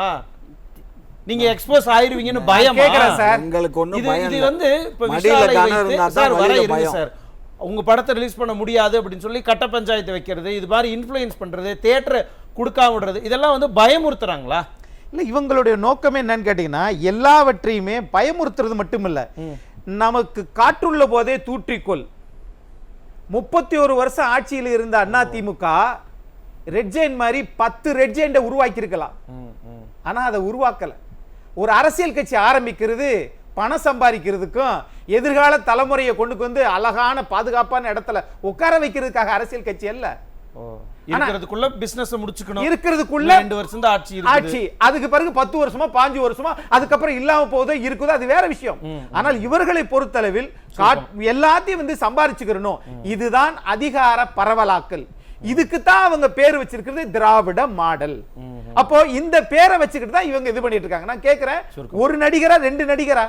பல நடிகர்கள் உங்கள் மேல் புகார் சொல்றாங்களே, எதுக்கு அப்படின்னு கேட்டா, இல்ல ஏன்னா இவர் இந்த எதிர்கட்சியா இருக்கிற போது சட்டமன்ற உறுப்பினர் ஆக முடியாது, அவர் சட்டமன்ற உறுப்பினரும் ஆகல, அதனால ஒரு 10 படம் நடிச்சுட்டு வந்துரு, நீயும் நடிகர்னு ஒரு இது வந்துரும். அப்பதான் உனக்கு அந்த டாக்டிக்ஸ் தெரியும், எதை எப்படி கொடுக்கறாங்க, எப்படி வாங்குறாங்க, என்ன பிசினஸ் நடக்குது, எது பிளாக் மணி எது ஒயிட் மணியா கன்வெர்ட் பண்றது எப்படி, இவைகள் எல்லாம் ஒரு கற்று தெரிந்து கொண்டு இப்ப ஆட்சி அதிகாரத்துக்கு வந்த உடனே இந்த 75 படங்களை விநியோகிப்பதற்கு அந்த பழைய அனுபவம் இதுக்கு உதவுது. இதே மாதிரி திரைத்துறைய பயமுறுத்திக்கிட்டு இருந்தாங்கன்னா திமுக என்ன கதிக்கு ஆளாவாங்க அப்படிங்கறதுக்கான விளக்கத்தை நான் வாங்கிக்கிறேன். ஜவஹர் அலி சார், ரொம்ப சுருக்கமா உங்க இறுதி கருத்தை வச்சிருங்க. இதே போல திரைத்துறையை நாங்க பிரஷர் பண்ணிக்கிட்டு தான் இருப்போம், நாங்க பயங்கரமாக இந்த மாதிரி நிறைய பிரஷர்களை கொடுத்துட்டு இருப்போம் அப்படின்னு தொடர்ந்து திமுக செஞ்சுட்டு இருந்தா என்ன ஆக போகுது? திமுக அது என்ன ஆக போகுதுன்னா, நீங்க எப்பயுமே திமுகவினுடைய வரலாறு பாத்தீங்கன்னா, ஒவ்வொரு முறையும் மக்கள் மன்னிச்சு ஒரு முறை வாய்ப்பு கொடுப்பாங்க. அதற்கு பிறகு அவர்களுக்கு தொடர்ந்து அவங்க வெற்றி பெற்ற வரலாறு இல்லை எல்லா தேர்தலையும். இந்த நிலைமை இந்த முறை இனிமேல் எப்பயுமே திமுக வரக்கூடாதுங்கிற ஒரு மனநிலைக்கு மக்களை தள்ளியதற்கு திமுக தான் பொறுப்பாக இருக்கணும். நான் அண்ணன் காமாட்சி கிட்ட ஒரே ஒரு கேள்வி கேட்கிறேன். நீங்க ரெட் ஜெயின் மூவ்மெண்டா இருக்கட்டும், ஜி ஸ்கொயரா இருக்கட்டும், இந்த 2011 இருந்து 2021 வரைக்கும் அவர்களுடைய செயல்பாடுகள் என்ன, அவர்களுடைய டர்ன் ஓவர் என்னன்னு சொல்லுங்க. 2011 இருந்து 21 வரைக்கும் இவங்க விநியோகம் செஞ்சிருந்த படங்கள் என்னன்னு சொல்லுங்க. இல்ல இதுக்கு முன்னாடி அந்த 10 வருஷமா விநியோகம் செஞ்சு இருந்தவர்கள்லாம் இப்ப அவங்க எங்க ஏன் இந்த 3 வருஷமா காணா போயிருக்காங்க, ஏன் காணா போனாங்கன்னு சொல்லுங்க. அதனுடைய என்ன காரணத்துக்கான காணா போனாங்க. ஒண்ணு. ரெண்டாவது திமுக எப்ப ஆட்சிக்கு வந்தாலும் எல்லா துறைகளிலும் அவர்களுடைய ஆதிக்கம் இருக்கும். இன்னும் சொல்ல போனால் போதைப் பொருள் லாட்டரியில் இன்றைக்கு போதைப் பொருள் அதிகமாக விற்பனையில் திமுக பிரமுகர்கள் அதிகமாக கைது செய்யப்பட்டிருக்கார்கள். லாட்டரி விற்பனையில் திமுக பிரமுகர்கள் கைது செய்யப்படுகிறார்கள். இவர்கள் எல்லாம் திமுகவினுடைய முக்கிய புள்ளிகளாக இருக்கிறாங்க. நான் ஒன்னே ஒண்ணு சொல்லிடுறேன். அதாவது எந்த போட்டி சமபலமா இருக்கணும். ஆனா ரெட் ஜெயண்ட் விநியோகம் பண்ற படங்களுக்கு நீங்க பாத்தீங்கன்னா அவர்களுக்கு பண்ணாங்கன்னு அவனுக்காண்டி ஸ்பெஷல் காட்சிக்கு அனுமதி கொடுக்கறது ஒண்ணு. அந்த படம் வெளியிடுறதுக்கு அவங்களுக்காண்டி அரசு அதிகார துஷ்பிரயோகம் மட்டுமில்ல அவர்களுக்கான பல சலுகைகள் கொடுக்கிறது. இது போன்ற வேலைகளை ஒரு அரசாங்கமே முன்னிறுத்தி செய்யறதுன்னா இது எந்த ஆட்சி காலத்திலையும் நடந்தது. அதனால நீங்க இப்ப இது எல்லாம் என்னடா ஒவ்வொரு துறைகளிலும் எவ்வளவு கொள்ளையடிச்சு எவ்வளவு சேர்க்கணுங்கிறதுக்காண்டி பிடிஆர் சொன்ன 30,000 கோடி ரூபாயை பதுக்கினதுங்கிறது இன்னைக்கு 30,000 கோடியில 3 லட்சம் கோடியாக கூட இருக்கலாம். அவரு துரைமுருகனுக்கு 60,000 கோடிங்கிறது 6 லட்சம் கோடியாக கூட இருக்கலாம். பல லட்சம் கோடிகளில் ஒரு சில லட்சம் கோடிகளை இந்த தேர்தலுக்கு செலவழிச்சு வெற்றி பெறலாம் என்ற இவர்கள் மமதையோட இந்த ஆணவத்தோட இருக்கக்கூடியவர்களுடைய விடிவு காலம் ஜூன் 4க்கு பிறகு அதை நம்ம பொறுத்திருந்து பார்க்கத்தான் வேணும். நான் திரும்ப வர காமாட்சி நாயுடு சார் என்ன சொல்றாருன்னு புரிஞ்சுக்கலாம். ஒரே ஒரு விஷயத்த சொன்னாரு, அது நீங்க வேணும்னே அதை அவாய்ட் பண்ணீங்க, அதை நான் புரிஞ்சுக்கிட்டேன். ஜாஃபர் சாதிக்னு ஒருத்தர் இந்த போதைப் பொருள் கடத்தல் அப்படி இப்படின்லாம் பேசிக்கிட்டாங்கல்ல சார், ஞாபகம் இருக்கா யாருன்னு? அவருக்கும் இந்த திரைத்துறைக்கு ஏதோ சம்மந்தம் இருக்கு, திரைத்துறையில் இருக்கிறவங்களுக்கெல்லாம் சம்மந்தம் இருக்குன்னு நிறைய ரெய்டு கீடெல்லாம் போனாங்க. இல்ல இப்ப பேசவே இல்லையே நீங்க. இதுக்கு முன்னாடி நீங்க பேசுறீங்களே என்ன புடுங்குனாங்க, என்ன எடுத்தாங்க, என்ன வார்த்தை இந்த மாதிரி வார்த்தை எல்லாம் ரொம்ப கண்ணியமான வார்த்தைகளை பயன்படுத்துங்க சார். நோ சரி ரெய்டு போனாங்கல்ல, என்ன எடுத்தாங்க, ரெய்டுல என்ன எடுத்தாங்க சார்? இங்க பாருங்க, ரெய்டுல என்ன எடுத்தாங்க அத சொல்லுங்க. ரெய்டு பண்ணி என்ன எடுத்தாங்க? ஒரு அந்த அந்த முஸ்லிம் சகோதரர்கள் மீது வீண்பலி டெல்லியில நடந்ததுக்கு இங்க என்ன? அவரே கேக்குறாரு, நான் கூட கேட்கல, அவரு கேக்குறாரு இங்க எங்க நீங்க மதத்தை கொண்டு வந்தீங்க? ஆமா நீங்க அப்படிதான் பேசுறீங்க. என்ன பேசுறீங்க தெரியுதா உங்களுக்கு? என்ன தெரியுதா? எதுக்கு டெல்லியில நடந்ததுக்கு தமிழ்நாட்டுக்கு என்ன சம்பந்தம்? நீங்க இங்க ஒரு 10 செகண்ட் நீங்க இதுல எங்க முஸ்லிம் வருது, இதுல எங்க இந்து வருது, இதுல ஏன் கிறிஸ்டின் வருது, ஏன் மதத்தை நீங்க இதுல திணிக்கிறீங்க? ஒரு ஜாபர் சாதிக்கு பெயருடைய ஒரு நபர் அவன் முஸ்லிமா இந்துவா கிறிஸ்டினா என்று ஏன் திணிக்கிறீங்க? தவறான அணுகுமுறை. ஒரு தவறான அணுகுமுறையை கையாளக்கூடாது, இது ஏத்துக்கவே முடியாது. இது தவறான அணுகுமுறை. நான் என்ன கேக்குறேன், இருங்கத்தா அத்தா கொஞ்சம் பொறுங்க, ரொம்ப துடிக்காதீங்க. டெல்லியில புடிச்சதுக்கு தமிழ்நாட்டுல என்ன இருக்கு, தமிழ்நாட்டுல என்ன நடந்துச்சு? போதைப் பொருள் ஏன் கடத்துனீங்க, அயலக பிரிவுல ஏன் வச்சு, அதையெல்லாம் கேட்கல. இந்த ஒரு பட ரிலீஸுக்கு உதயநிதி ஸ்டாலினுடைய மனைவி கிருத்தியா உதயநிதி ஸ்டாலினோட சேர்ந்து அவங்க எல்லாம் கலந்துக்கிட்டாங்களே, அதற்கும் இந்த இன்ஃப்ளூயன்ஸுக்கும் ஏதாவது அவங்க திரைத்துறையில அப்படின்னு கேட்க வந்த நீங்களாவே மாட்டிக்கிட்டீங்க. அவங்க திரைத்துறையில இருக்காங்க, அவங்க டைரக்டர் கம் ப்ரொடியூசரு, அவங்கள இந்த மாதிரி ஒரு படத்தை நாங்க தயார் பண்ணியிருக்கோம், அதை ரிலீஸ் பண்ண போறோம், அதை பாருங்கங்கறாங்க, போய் பாக்குறாங்க. அது சம்பந்தமா பேசுறாங்க. யார் தயாரிப்பாளரு, யார் அதுக்கு டிஸ்ட்ரிபியூட்டரு, அப்ப எங்கிருந்து எப்படி போய் கருப்பு வெள்ளையா மாறுதா, அதற்காக நீங்க திரைத்துறையை பயன்படுத்துறீங்களா? இந்த வேலையெல்லாம் இங்க சொல்லாதீங்க. கருப்பாவது வெள்ளையாவது, நாங்க எப்பயுமே வெள்ளையா தான் இருக்கோம், கருப்பா இல்ல. நான் தான் கருப்பு, எங்க உள்ளம் எப்பயுமே வெள்ளைதான், புரிஞ்சுக்கோங்க. நீங்க வெள்ளைதான், அடிக்கிறது கொள்ளதான், நாங்க நல்ல கொள்கைதான். நன்றி சார். நான் ஏதாவது பேசுறேன் உடனே நன்றி வேற சார். என்ன நீங்க என்னங்க இல்ல, நீங்க அவரு சொல்றாரு 10 ஆண்டு நீங்க வந்து மத கலவரத்தை தூண்டுறீங்க, 10 ஆண்டு காலமா ராசிசம் பேசுறீங்க. நான் என்ன இருங்க சார், பண்றது? ஆபாசமா பேசுறது, உருவ கேலி பேசுறாரு, இங்க பாருங்க, என்னென்ன இதெல்லாம் ரொம்ப பேசுறாரு? தப்பு சார். 10 ஆண்டு காலமா ஒரு தொழில ஆரம்பிச்சு கொஞ்சம் கொஞ்சமா பிக்கப் பண்ணி வருது. கொஞ்சம் கொஞ்சமா நீங்க சார் இங்க ஆமா, பாருங்க, வருது. உண்மையிலே பார்த்துட்டு மக்களே ஆட்கள் சிரிப்பாங்க சார். என்ன தொழில் ஆரம்பிச்ச உடனே பிக்கப் ஆயிடுமா? ஆமா ஆமா. ஒரு தொழில் ஆரம்பிச்சு 1 வருஷம் 2 வருஷம் 3 வருஷம் கொஞ்சம் கொஞ்சமா இல்ல, வருது. எத்தனை distribution ரெண்டாவது company இவர் இருக்கு, சொல்றாரு எத்தனை production நீங்க company 17 படம் தான் ப்ரொடியூஸ் பண்ணீங்க, ஆனா 75 படம் வந்து ரிலீஸ் பண்றது 75 என்ன சார்? நல்ல படங்கள் வந்தா 100 கணக்கான படங்களை கூட நாங்க ரிலீஸ் அப்படி பண்ணுவோம். அப்படி அதை எடுத்துக்க முடியும். நல்ல படங்களை அதாவது தாண்டி விட்டுருங்க. நாங்க நினைச்சோம்னா எல்லா படத்தையும் நாங்க தான் எழுதி வாங்கிக்குவோம். எங்களுக்கு அடிமையா இங்க இருந்தா, பாருங்க. நன்றி எங்களுக்கு சார். இல்ல அடிமையா இருந்தா. உள்ளபடியே நல்லா புரிஞ்சிருச்சு திரைத்துறையை நீங்க எப்படி இப்படி புடிச்சு வச்சிருக்கீங்கன்னு. சார் யாரு திரைத்துறையை நீங்க புடிச்சு இருக்கிற வைக்க முடியாதுங்க. கைகள் அது கண்டிப்பாக ஒரு நாள் தளர்ந்துதான் ஆகும். பொறுத்திருந்து பார்க்கலாம். ராஜேஸ்வரி பிரியா ரொம்ப சுருக்கமா, இதே போல திரைத்துறையை மறுபடியும் தங்கள் கட்டுக்குள்ள வைக்கணும்னு நினைச்சுக்கிட்டே இருந்தாங்கன்னா திமுக என்ன நிலைமைக்கு ஆளாகும்? இந்த திரைத்துறையை அவங்க கட்டுக்குள்ள வைக்கணும்னு நினைச்சா திரைத்துறை பாவம் அது நலிவடைஞ்சிட்டு வந்துடும். ஏன்னா சின்ன சின்ன ப்ரொடியூசர்ஸ், சின்ன சின்ன புதிய முகங்கள்லாம் வர வாய்ப்பு இருக்காது. இது எகெயின்ஸ்டா அப்படியே திரும்பிடும். ஏன்னா ஐயா சொல்றது வந்து அவர் பேசுறதே வந்து இல்லைங்கிறத தவிர சொல்ற கருத்தை எதையுமே காதில் வாங்காமதே பேசிட்டு இருக்காரு. நாம யாருக்காக பேசுறோம்? ஒரு துறை இந்த மாதிரி நடந்துக்கிறாங்க, அதிகார துஷ்பிரயோகம் பண்றாங்க, முழுமையாக தன் கைக்குள்ள வச்சிருக்காங்க. அவங்க கையில இருந்து எதையுமே யாரையுமே அவர்களை சாராதவர்கள், அண்ணன் சொல்றது போல அதிமுகவில் உள்ள அந்த நடிகர்களுக்கு கூட வாய்ப்புகள் மறுக்கப்படுது. இந்த மாதிரியான ஒரு நிலை இருக்கு. இதை எப்படி மாத்துறது அப்படின்னா அதற்கு அவரால் வந்து ஒரு பதில் கூட சொல்ல முடியல. ஏன்னா அதுதான் உண்மை. 10 ஆண்டுகளாக என்ன வளர்ச்சி வளர்ந்துருக்காங்கன்னா அவங்களோட படிப்படியான வளர்ச்சின்னு அவ்வளோ பெரிய பூசணிக்கா பொய்யது. உண்மையா சொல்லணும், இந்த 3 வருஷத்துல எல்லாரோட வளர்ச்சியுமே, எடுத்துக்காட்டுக்கு மதுரையில எம்பியாக இருந்தவர் எழுத்தாளர், புத்தகம் எழுதினாரு. ஆனா அவர் தேர்தல் அபிடேவிட்ல முன்னாடி குறிப்பிட்டிருக்கிறது, போன எலெக்ஷன்ல குறிப்பிட்டிருக்கிறது 3 லட்சம் ரூபாய் அவருடைய இருப்பு தொகை, அவங்க சொத்து மதிப்பு. ஆனா இப்ப குறிப்பிட்டிருக்கிறது 96 லட்சம் ரூபாய். அதற்கு காரணம் என்னன்னா அரசு நூலகங்களையும் அரசு பள்ளிக்கூடங்களையும் கல்லூரிகளையும் அவர் எழுதிய புத்தகத்தை கொண்டு போய் சேர்த்து அரசின் மூலமாக ஆதாயம் தேடுவர்கள் கூட்டணி கட்சிங்கிற பேர்ல அவர்களோட சேர்ந்தா அவர்களுக்கு அடிமையாக இருந்தா அவங்களுக்கு எல்லாமே கிடைக்கும். இது ஒரு எடுத்துக்காட்டுக்கு சொல்றேன். அது போலதான் திரைத்துறையிலையும் நீங்க அவர்களுக்கு கட்டுப்பாட்டுக்குள்ள அவர்களுக்கு அடிமையாக இருந்தா உங்க படம் வரும், உங்களுக்கு வாய்ப்பு வரும். திடீர்னு ஷேர் கொடுப்பாரு. திடீர்னு விக்ரம் படத்துக்கு கமலஹாசன் அவர்களுக்கு 80 கோடி ரூபாய் ஷேர் கொடுத்தாருல்ல, அந்த மாதிரி ஷேர் கொடுப்பாங்க. உடனே அவர் மேடையில் இருந்துகிட்டு அது இதுன்னு சொல்லி டிரான்ஸ்பரன்சி அதெல்லாம் வந்து ஒரு சுய லாபத்திற்காக, சுயநலத்திற்காக, தான் சம்பாதிப்பதற்காக, தன் படம் வருதுங்கிறதுக்காக தான் பேசுறாங்களே தவிர ஒரு பொதுவான கருத்தாக திரைப்படத்துறை இது மாதிரி ஒருத்தர் கண்ட்ரோல்ல இருக்க கூடாது. சுதந்திரமாக செயல்படணும். அது முழு சுதந்திரமாக செயல்பட்டால் தான் நல்ல திரைப்படங்கள் வர வாய்ப்பு இருக்கும். ஏன்னா இவர்களோட முடிவுல இருந்தா அரசுக்கு எதிராகவோ அல்லது மக்கள் பிரச்சனைகளையோ வெளிக்காண்பிக்காத படங்களை மட்டும்தான் இவங்க வெளியிடவே விடுவாங்க. திரைப்படங்கள் பல மாற்றங்களை உருவாக்கி இருக்கு, பல இடத்துல மக்கள் மத்தியில விழிப்புணர்வை உருவாக்கி இருக்கு. அந்த விழிப்புணர்வு திரைப்படங்களை எல்லாம் இவர்கள் கண்ட்ரோல்ல இருந்தா வெளியில வராது. அயோக்கியத்தனமான படங்களை தான் வெளியிட விரும்புவாங்க. உங்களுக்காக சொல்றேன். ரொம்ப சுருக்கமா உங்க இறுதி கருத்தை வச்சிருங்க. இதே போல திரைத்துறையை நம்ம எப்படியாவது அதகலம் பண்ணணும், கண்ட்ரோல்ல வச்சுக்கணும்னு நினைச்சாங்கன்னா அது திமுகவுக்கு பேக் ஃபயர் ஆக போகுதா?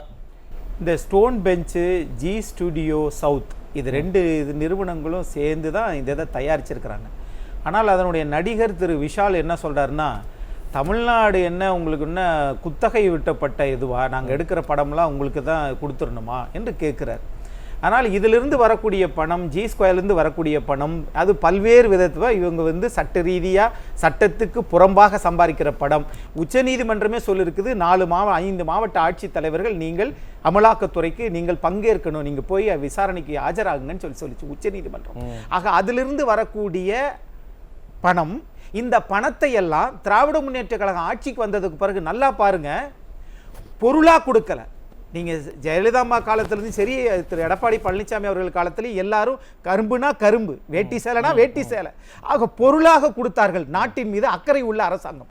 ஆனால் இவங்க பாருங்க, இந்த வரக்கூடிய இது மாதிரி உபரியாக வரக்கூடிய பணத்தை எல்லாம் எல்லாத்துக்கும் மாதம் 1000 ரூபாய் பணம் தருகிறோம், பெண்களுக்கு இலவசமாக பணம் தருகிறோம், அந்த பணத்தை அதிலிருந்து வந்த பணத்தை இதில் செலவழிக்கிறார்களோ என்கிற அச்சமும் தவறான போக்கும் தமிழக மக்களிடத்தில் இருக்குது.